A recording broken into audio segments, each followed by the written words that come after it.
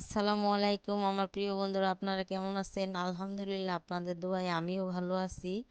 তো দেখেন বন্ধুরা, আপনাদের ভাই সকাল সকাল গিয়ে গরুর গোশ কিনে আনছে। তো সেই গোশ আর কি রান্না করব আমি। তো চলেন আপনারা আমার সাথে থাকেন, ভিডিওটা পুরা শুরু থেকে শেষ পর্যন্ত দেখবেন। আশা করি আপনাদেরও ভালো লাগবে। টাটকা গরু জব করা হয়েছে, সেখান থেকে গোশ কাটতেছে আর এদিক থেকে ও নিয়ে আসছে। তো গোশটা আশা করি ভালো লাগবো। আর আমি কেটে ধুয়ে চুলায় নিয়ে আসছি, মাটির চুলায় রান্না করব। আজকে গোশটাকে আমি মেখে রান্না করব বন্ধুরা। মেখে রান্না করলে অসাধারণ স্বাদ লাগে মাটির চুলায়।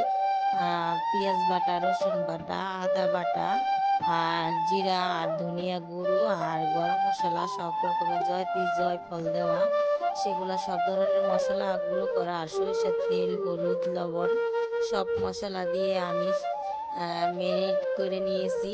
দেখেন, এই যে কলিজাটা উপরে তাকিয়ে আছে।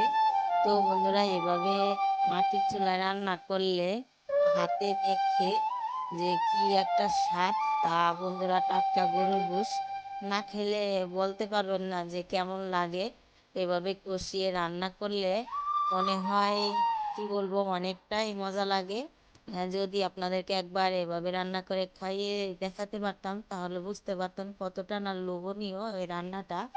তো বন্ধুরা, এইভাবে আপনারা একবার হলেও বানিয়ে খেয়ে দেখবেন, কি অতুলনীয় স্বাদের একটা খাবার হয়। আর আমি এখানে একটা বেগুন অ্যাড করে দিয়েছি আর একটা আলু দিয়ে দিয়েছি। বেগুনটা অপশনাল, আপনারা দিলেও পারেন, না দিলেও পারেন, কিন্তু বেগুনটা আমি দিয়েছি, খুবই ভালো লাগে। তার জন্য বন্ধুরা, যে যেখান থেকে আমার এই ভিডিওটা দেখতেছেন, সবাইকে জানাই আমার আন্তরিক শুভেচ্ছা ও ভালোবাসা গ্রহণ করে নেবেন। আর শুরু থেকে শেষ পর্যন্ত ভিডিওটা দেখবেন, আর না দেখলে মিস করবেন। এভাবে রান্না করে একবার হলেও মাটির চুলায় হাতে মেখে আহ, অতুলনীয় স্বাদের একটা খাবার একবার হলেও খেয়ে দেখবেন কেমন লাগে, তারপরে কমেন্টে জানাবেন। আর মাটির চুলায় রান্না, হাতে মাখা আর টাটকা গরুর গোশ অসাধারণ লাগে, সেটা বলতে হয় না, সবাই বোঝে। তো যাই হোক, আমি তরকারিতে ঝোল দিয়ে দিয়েছি। আর আমি এখানে ওই একেবারে যা মশলা দিয়ে দিয়েছি, একবারেই সব পরিমাণ মতন আমি দিয়ে দিয়েছি। আর আমি নতুন করে কোনো কিছু অ্যাড করিনি, শুধু কষিয়ে নিয়েছি। আর কষানোতেই গোশ সিদ্ধ হয়ে গেছে বন্ধুরা, মোমের মতন খুব সুন্দর সিদ্ধ হয়েছে। দেখেন আমার তরকারিটা কি সুন্দর কালার হয়েছে বন্ধুরা। তো পুরাটা ভিডিও আপনারা দেখবেন, আপনাদের কাছে আমার অনুরোধ রইল বন্ধুরা।